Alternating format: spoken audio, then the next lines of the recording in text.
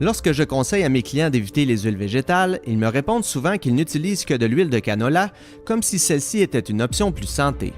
Je ne peux pas leur en vouloir de penser cela, l'industrie du canola met tout en œuvre pour présenter son produit comme étant bon pour le cœur et certains cardiologues aussi.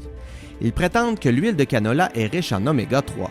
Et il y a un grain, je devrais dire une graine de vérité à cette affirmation.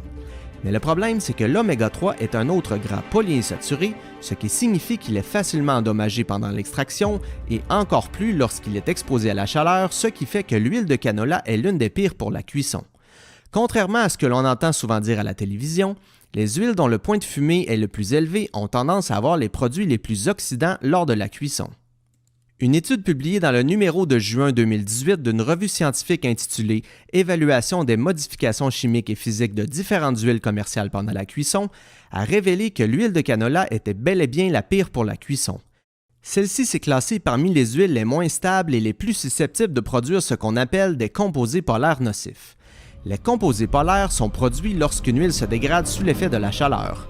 Nous savons maintenant que ces composés sont nocifs pour la santé et qu'ils sont liés à des maladies telles que la maladie d'Alzheimer et la maladie de Parkinson.